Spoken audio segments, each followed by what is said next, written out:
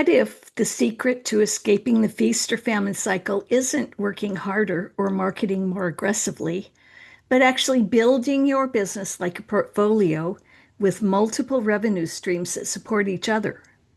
My guest today will walk you through exactly how he did this and why he designed it this way from day one. My name is AJ Riedel. This is Thriving Through, the podcast where each week I have real conversations with independent consultants about what it really takes to build a six-figure consulting practice. Today I'm talking with Gaby Sedra, founder of Sedra Consulting and creating of the Go Go Lean It e-learning platform. Gaby brings 20 years of Lean Six Sigma expertise to organizations worldwide. But what makes this conversation particularly valuable is how he deliberately built his practice. While most consultants stumble into multiple offerings, Gaby started with a one-page business canvas that mapped out complementary revenue streams from the beginning. In our conversation, Gaby shares the framework his business coach taught him for seeing the full picture of what your business needs. We talk about building strategic partnerships that extend your capabilities without draining your bank account. And he gets refreshingly honest about the real numbers behind marketing success.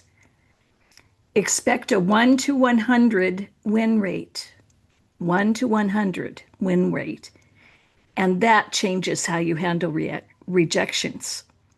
If you're tired of waking up at 2 a.m. wondering where your next client will come from, or if you're earning under six figures and feeling like you're constantly chasing instead of building, this conversation has practical answers. Let's dive in. Welcome to this episode of the Thriving Through podcast. Today, I am delighted to welcome Gaby Sedra as my guest. Gaby, I'm delighted to see you. Yeah, nice to meet you and nice to, thanks for having me here. It's exciting. Well, we're going to have a good time today. So, I have a couple questions I like to ask all my podcast guests. And the hmm first one is, as you know, the name of the podcast is called Thriving Through. What does thriving through mean to you? Yeah, well, I do think that striving is also a resilience and making sure that we understand that in everything that we're doing, there's going to be tribulation and hardship, and to go through it, go through this hardship with good faith and good, joy, and knowing that you will go through it and that you will be okay at every level in your journey. And thriving is exactly that. I do believe that, every time you go through the next step, it's so much, it's a different level with a lot of more challenges. But you look back and say, well, I can't believe that I made it through this hardship. And we need that. I like that. That's a good mindset. Yeah. And the second question I like to ask everybody at the start of the podcast is, what was your path to becoming a self-employed consultant? Yeah. Well, my path is, it took me like 2 years. So 2 years ago, I became a self-employed consultant, maybe a little bit over that. And what I realized, it took me a while to realize that even though I was an employee working for companies throughout my career, that I was actually doing the role of a person that's self-employed. It was actually an employer that made me realize that, because I happened to be in a position which I got hired for, which was a large organization. And then I found myself with no resources, thinking that I was going to have resources. How am I going to change an entire organization, and how am I going to influence so many people around the world in this international company without having any resources? And then the people saw in me entrepreneurial skills and how I influence people, how I communicate, how there was no boundaries for me. And that ignited in me something that made me realize, I mean, you could be an entrepreneur before even actually being an entrepreneur. You could have that mindset where you're walking in And I worked for a company called Medtronic, where one of the principles that used to stick to me a lot was saying that, you know, act as if you're owner of the part of of the business. And that also instilled in me something. And I took that to heart, right? Like a lot of the employees would just say, look at these sayings and say, well, it doesn't really matter what really is just maybe some branding or so on. I actually took it to heart. So whenever I had initiatives or so on, I made them my own. And I really took it as if it was my business. And from there on it ignited that. But I really officially became an independent contractor, you know, 2023, around that time. The transition to being self-employed with that mindset is easier. One of the things I see with self-employed consultants when they come from the corporate world into self-employment is it takes them a while to realize that they are the CEO of their business, Yeah, it and that does. they wear all the hats, not just serving clients, but all the hats. So Yeah. that sounds like it might have been a little bit easier for you because you Yeah. already had that mindset. Yeah, and I mean, there are certain things that are hard and are not transitional. Like they're not that smooth when you're looking at it from an independent standpoint. You have to learn the finance part of it and the accounting part of it, and all things that you were not exposed to when you were an employee.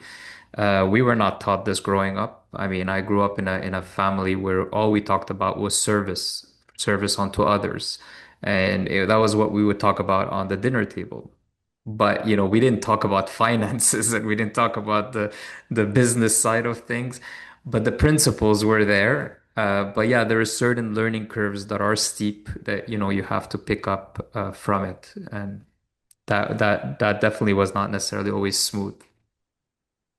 So speaking of learning curves, tell us a story or two about the biggest challenges you've faced as you've been building your business and how you overcame them.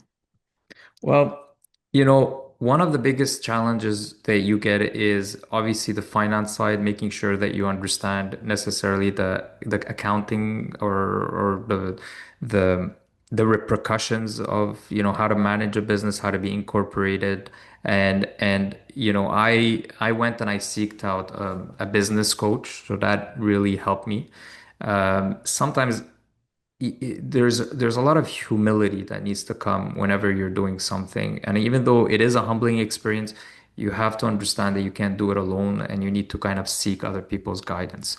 And I think one of the things was getting that business coach. He kind of taught me something valuable because I wasn't seeing the full picture of like what needs to be taken care of. He taught me the importance of building a one-pager business canvas where you talk about like your revenue streams and how you're gonna be how you're gonna develop partnership and value proposition. And all of these were kind of I've heard these things in piecemeals throughout my career, but never packaged. And so that elevator pitch and how do you package them all into one pager? And he taught me that and it was very valuable. I didn't have a lot of sessions with him, but those few sessions were right on point. The other thing that I discovered was the importance of partnerships, right?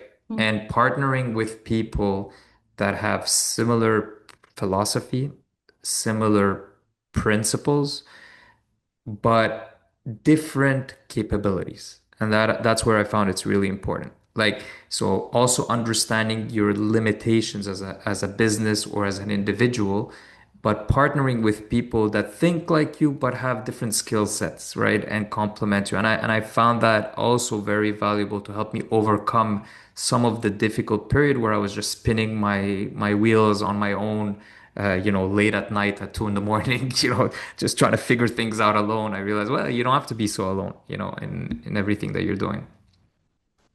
I want to come back to both of those. I have questions about each of them. One is on the business coach. So early on, you Hmm. hired a business coach. That can't have been an easy decision because money's kind of tight early on.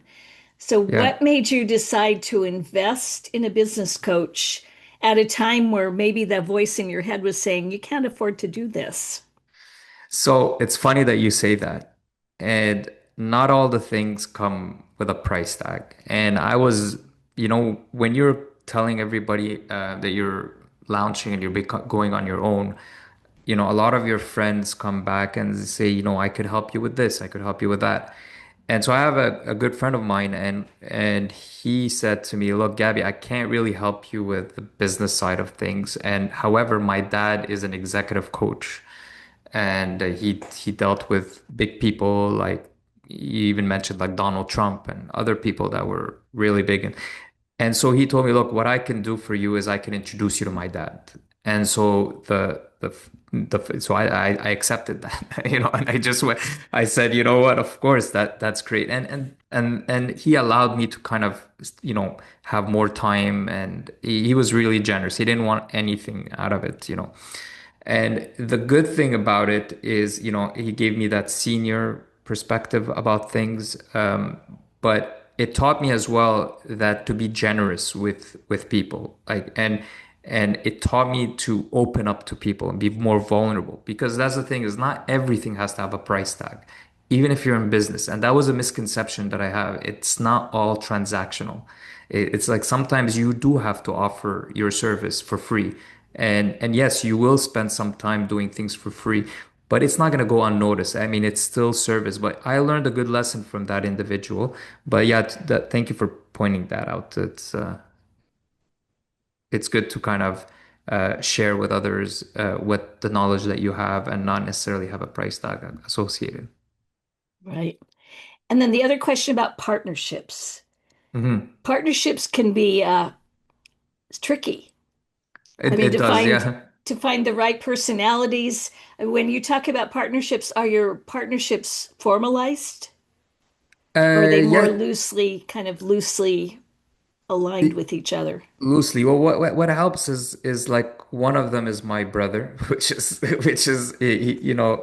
my brother. He's an incredible individual. He's my older brother. His name is Malik. He has a company called eSky Solutions, and what they do is they have digital platforms. They do websites.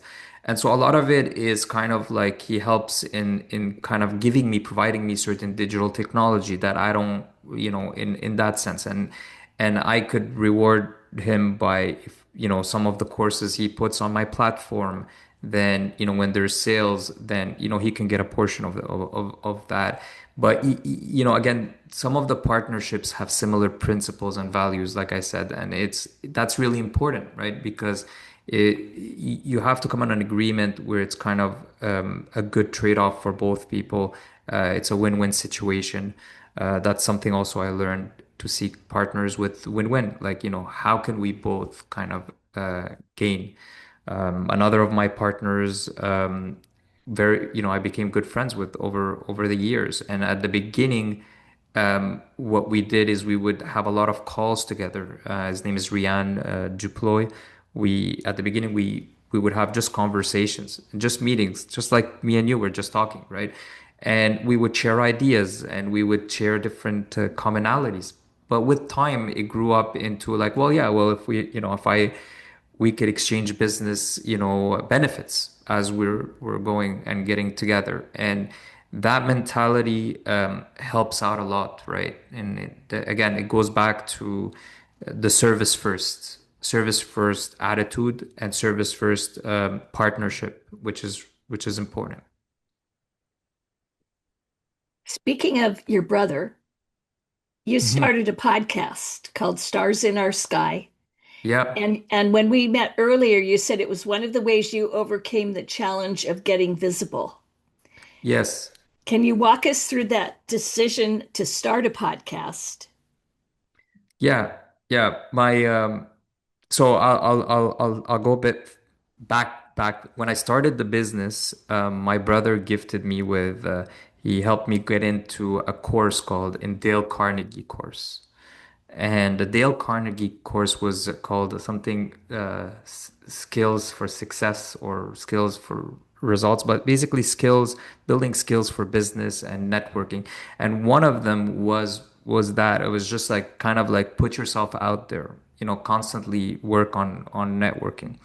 So that ignited in it, and together because we were having conversation, me, him, and Rian Duploy, which is canceled, eSky, and Go Lean It, we were having conversations together constantly about just life and business and so on. We said, hey, well, it would be a great idea if we recorded what we would say, right? Because if, I'm sure somebody would benefit. And that's how it started. We said, well, if we just recorded what we would say and so many people would benefit because of, you got three people with life experience and different business routes, then why not do that? Why? And that would be another form of service that we would do. And we said, well, we will also invite people, and we will call it like Stars in Our Sky because that was my brother came up with that name in the sense that whenever we bring people, they're like stars that come and they would also bring their journey and how they went about it. So yeah, it's been an exciting, a few months that we've been dealing, but we're still going with it, and it's growing. So we're enjoying the process. Fantastic. Yeah. I want to talk about early days of client acquisition. So, can you share a story about a time when you tried to market yourself and it didn't go the way you hoped? Didn't go the way we hoped. I think it happens more often than not. I mean, I would give you a specific example, but the I want the realistic part of it is that whenever you're marketing yourself out there, you have to know that you're against tremendous competition. So I think that the kind of like r- the reality check that anybody has to get is that you know, say like a ratio of 1 out of 100. You're gonna do 100 application, or you're gonna market yourself 100 times, or you're gonna speak to 100 clients. You may get one response, right? The ratio is small, right? But Mhm. it's the tenacity, it's the repetition, it's the pick up the phone again. So I wouldn't give you one story. I could give you like 99 stories, But Yeah. it's that one success that comes in that you celebrate makes you forget the 99 other ones. But what I would say is that, in marketing, you're always trying to set yourself apart from the competition. And that's the hardest part to do because there's so much noise out there. And I'm sure you see it, right? You're on LinkedIn, and out of all the stuff you get out of LinkedIn, how much of that do you actually stop and say, yeah, I'm gonna connect with this person? Probably Yep. very little, right? Like you Hmm. you just bombard it, by. So yeah, not a specific example, but yeah, there's a lot that fail through.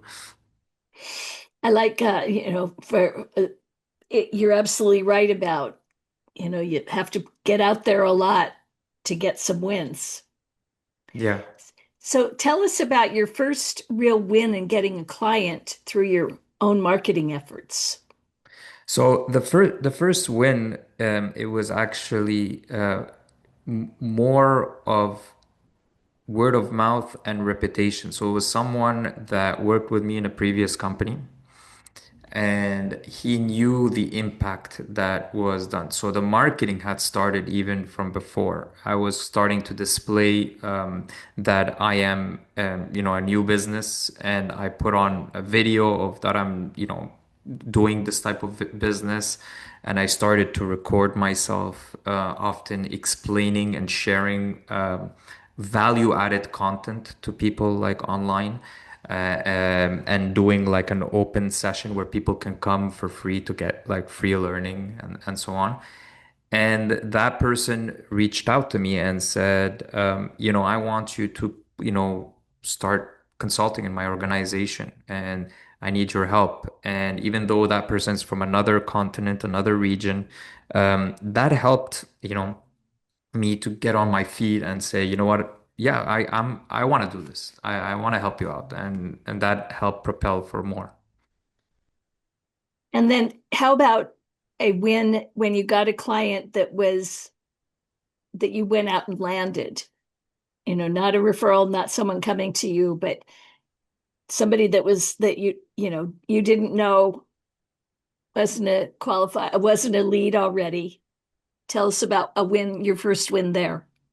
Yeah, well, the first one that you get from this type, where it's like someone kind of applies for it, it's definitely a satisfying feeling that you know that you have at least the mechanisms right. You know, you've promoted it right. You have the right advertisement that was that. So just you also kind of have to put a little bit of money to promote it, whether through Google Ads or through any of the other advertisement. The wins there are good, but I say it's always, for me at least, it's always better word of mouth. It's always better that you're marketing through networking, because again, I think the key is how do you get people to trust your business? Right? When the people are always going, generally if you're looking, let's say for an insurance company, your first reaction is to go through the big insurance companies, the ones that you're so used to hearing. And the idea is locally, how can you grab some of those clients that buy through networking? So networking is your primary channel of business Yeah, development. networking, definitely. Yeah, networking, word of mouth, and partnerships, and making sure that partners helping you out as well, because partners get other streams, so Mhm. they're working through that. Okay. You've built multiple revenue streams, your Hmm. e-learning platform, direct consulting, partnerships with consulting firms. Yeah. Was that intentional from the beginning or did that evolve? That was intentional. Yeah, so that was intentional. I wanted to make sure that when we were building the business canvas, I wanted to make sure that I have different ways of reaching the clients. One is I had a philosophy on how to transform organizations that are of different size. And that is where it's really important to know how will I be capable of transforming large organizations without physically being in those large organizations where without Mhm. killing myself or without hiring an extensive amount of people. So I had to think of like and that's where the e-learning came into place, and e-certifications, and getting people can log in and do their own self-paced, and so you can cater for any size. And so I was able to do like B2B, business to business, and I was able to do B2C for individual clients. So it was like a flexible model where you can cater to any type. So I had to come up with these kind of mechanisms that helped me scale rapidly. So tell us about creating the Go Lean. It's Go Lean It or Go Go lean Lean? it, go Go lean Lean it. It, the Yeah, Go yeah. Lean It platform. What prompted you to build it and what challenges did you face in getting it off the ground? Well, look, I'm a Lean certified. I'm a master black belt. I've done 20 years of Lean Six Sigma across multiple organizations of all the different size. So from small, large, and across the world. So I already had a philosophy of how this platform needs to work. What are the key components that an organization would need that would be specifically value added for someone seeking a lean organization, right? So I had already done my benchmark. I already known like what is being offered out there, and what are the struggles of an organization to get a good lean program. So when I got that program going, now the question was to package it, and then I got my brother to help me out with building the website, and making sure that it has the right visuals, and I kind of inputted a lot of the information in there. I also worked with other companies to make sure like Consult have like a good e-learning content. So I made sure to have like content as well that's in on my platform, and then sharing the experience that I have. That helps, right? To be the voice of the company and knowing that I know what I'm bringing to these organizations. So that's how we kind of got her off the floor. And how is the platform doing? It's doing good. Yeah. So I think the challenge is always to get people to your website. And I think this is, re again, we could do more in terms of making sure that website is more visible to people. I think with the podcast, it helps to, generate that. So that's starting. But I am, I think trying to get it more visible on the internet is probably going to be the biggest challenge. You still have to do a lot of marketing, and that never stops. That really never stops. But the platform itself That's is good. true. We have the website where clients can access directly to our website and connect with us. But we also have the academy, which is the e-learning platform. And then, once we give the users, access to that, so then they have, access to hundreds of courses and certification. And then we add coaching as well to the clients, upon their And request. the e-learning platform is it a subscription model? Yeah, it's a subscription model. It's an annual subscription, and then depending on what they want, some people say we just want for the year. We obviously give for large, organizations. So it could be like, X number of people, then you get a certain discount for your organization. And so we try to customize it to what the client wants. So there's a lot of flexibility. And hundreds of Sorry? lessons. You said that it has hundreds of lessons. Did you build all of those out? So yeah, so we have micro courses. We have like over 10,000 different micro courses. No, I Oh, don't build up. I partner with different content provider. He has a lot of those already on his hmm. platform. So we leverage that. We have Lean Six Sigma certifications. So Lean Six Sigma certification, they're very particular in the industry. You often see them as being like you need a trainer to come in person to give those trainings. So we streamline that. We give the option to the client. Do you want us to come in person and train you, or do you want us to do it remotely? Or you want the cost-effective approach where you can just have your employees access it online and follow the process and get their accredited certification at the end.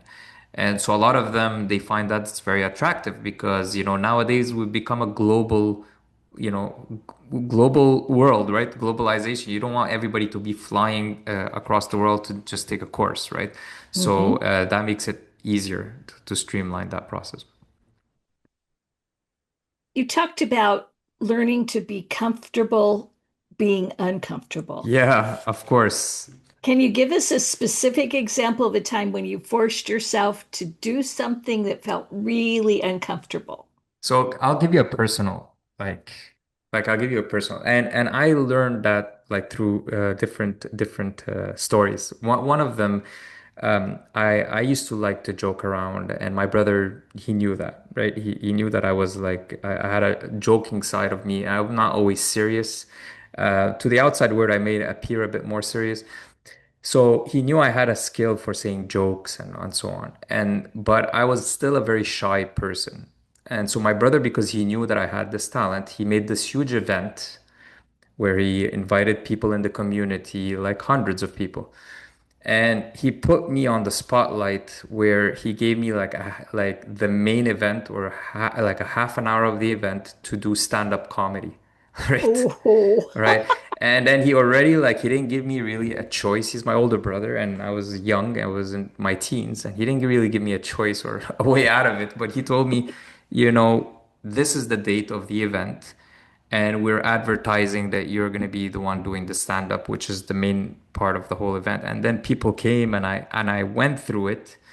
And it was definitely uncomfortable at the beginning, giving that I was shy but I went and I think I did a great job at doing it, but it taught me that lesson where, growth only comes with discomfort, right? So, especially if you want to accelerate it. So from there on, it also helped me to grow that comfort level, of being, comfortable with being uncomfortable.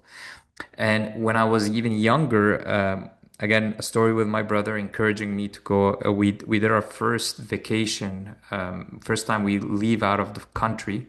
It was only me and him and his best friend, and I was 12 years old and he was 15, and we went to Egypt by ourselves, right? So we flew and we spent like 2 months in Egypt. And again, that's a growing experience. No parents, no adults, just us, wanting to have an adventure and going out there. So this in personal as much as in professional life, it's really important to kind of do this. And this is something that I also, when I'm coaching clients, I tell them that the importance of transformation in order for you guys to really reach the results that you want as an organization, you have to be, comfortable with being uncomfortable. And anytime we're introducing a tradition to, a traditional organization, and you want them to become a continuous improvement organization, they have to make that leap and that leap of faith in it. And they got to make their employees get out of their comfort zone and start experimenting. And that's something that, as much as I try to practice it in my life, I also like to bring it to other people as well. It's really critically important. Yeah. That's where the growth and the learning come from.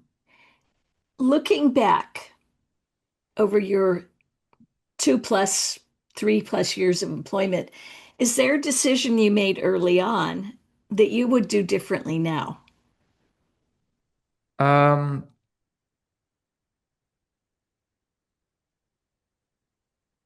that's a good question. Um,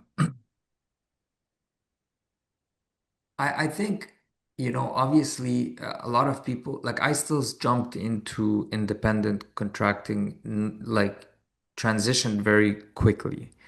And what I think is often we delay this type of like jump in our career till a late age. And I think I have kids and I have a wife, so having a family and taking that much of a risk at an older age, you can say, well, why couldn't I have done this earlier? Like there's always that in the back of my mind, why did I have to, I was kind of doing the same job inside, different organizations. Why didn't I start earlier?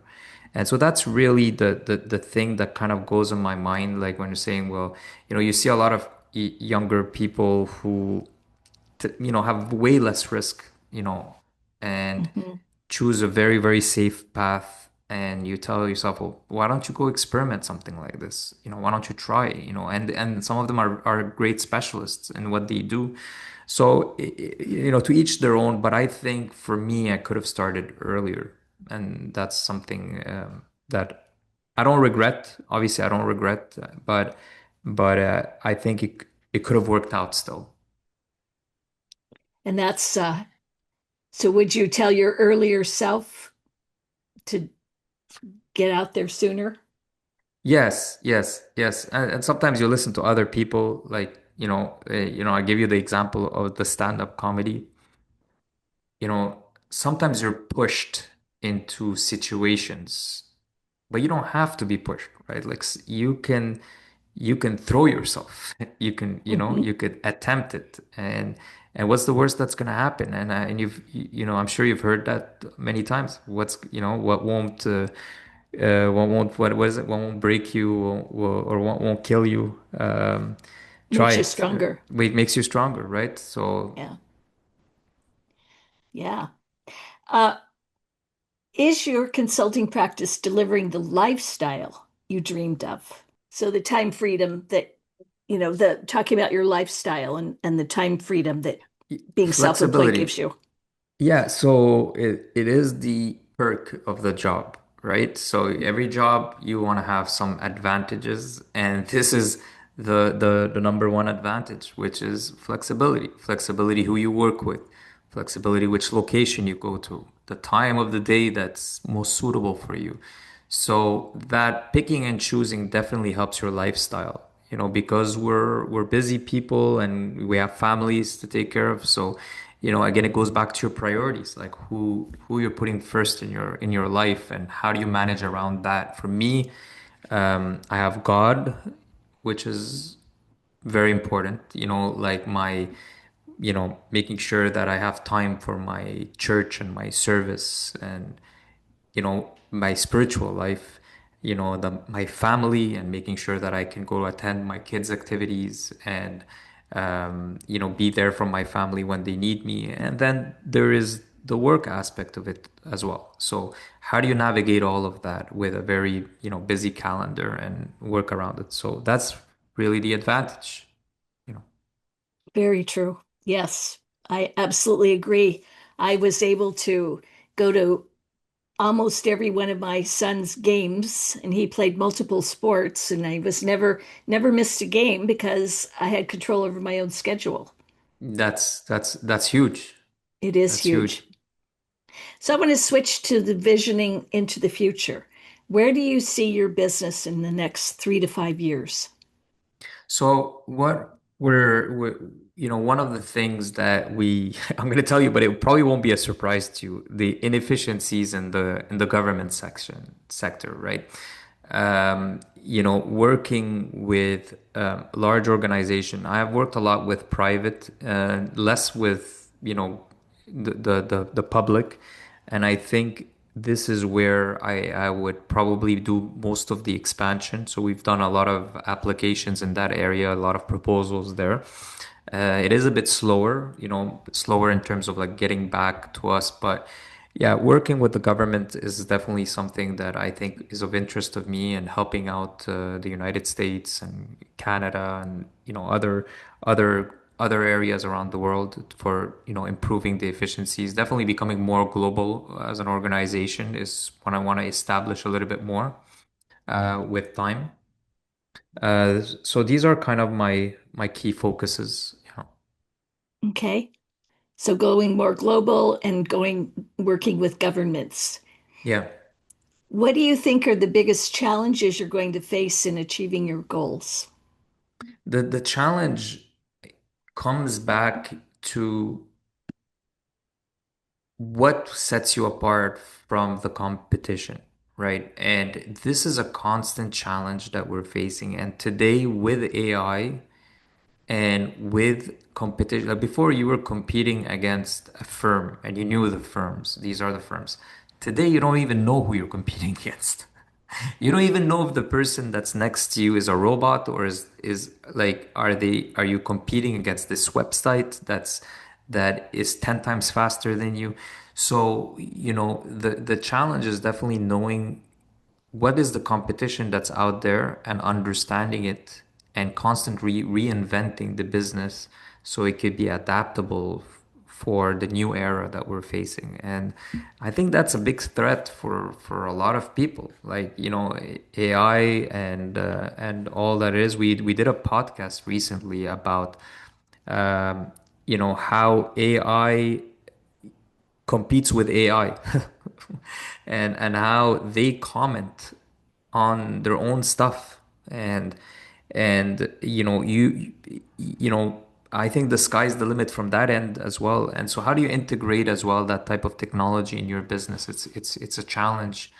And then looking at the end customer, what are they looking for too? Because the end customer as well is changing, and what they need is not no longer what was there 20 years ago. So we just have to kind of face that challenge. It's a reality, and it's coming quicker than we think. So. Yes, it is. Absolutely. Mhm. Well, we're nearing the end of the podcast, and I have a couple, I call them the rapid fire closing questions. Sure. Yeah, go for it. What's one book, podcast, or resource that's been invaluable to your consulting business? Yeah, I listen a lot to Peabody, Patrick Bet David.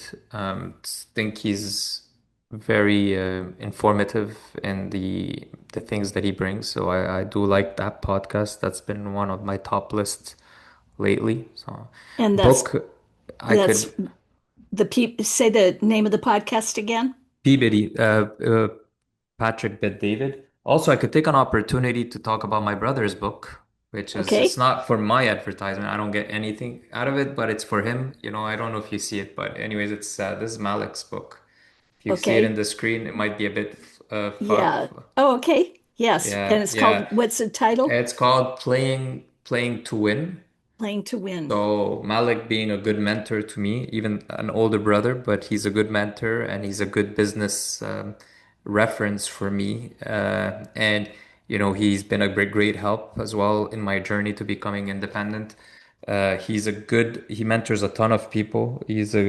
So his book, which is sold on Amazon, is worth taking a peek at. He's definitely giving an example of the foundational principles of, being a strong entrepreneur and being a good person and how to work, navigating the complexities of organizations. Yeah, there's a book that would be it. Okay. Wonderful. And my last question is the most important question. How can listeners connect with you if they want to learn more about you and your work? Yeah, so obviously you could connect with me through LinkedIn. That's mostly the platform that I'm on. So just add me, connect with me on Gaby Sedra. You can go through our website as well, and put me, as add me to the forum. We can have a free consultation as well. So at GoLeanIt, GoLeanIt.com. And yeah, would love to connect with others that we can get an opportunity to discuss. I'm currently in the Tampa area in Florida, so if there's people out there that as well want to meet in person, so we can have a chance to meet. Wonderful. And for those of you listening, the Gabby's LinkedIn profile URL and the website URL will be in the show notes. Awesome. Thank you so much. So, Gabby, thank you so much for meeting with me and letting me pick your brain today. Thank And you. for all of those listening, until next time, keep thriving through. One thing that really stood out to me in this conversation with Gabby is how intentional he's been about building a business that serves his life rather than consuming it. The flexibility to attend his kids' activities, the freedom to choose who he works with and when, these aren't accidents. They're the results of designing multiple revenue streams that work together and building relationships that extend his reach without requiring him to be everywhere at once. If you're struggling with inconsistent income or feeling like you're always one client away from a revenue crisis, take Gabby's advice about the business canvas seriously. Map out your revenue streams, your value proposition, and your partnership opportunities all on one page. It's not just a planning exercise, it's a way to see what you're missing and what needs attention. And remember his 1 to 100 ratio for marketing. If you're getting discouraged by rejection, you're probably just not understanding the numbers yet. Keep showing up, keep networking, keep serving first and selling second. The wins will come. Thanks for listening to this episode of Thriving Through. If you found value in this conversation, please share it with another consultant who's working to build a business that actually works for them. Until next time, keep thriving through.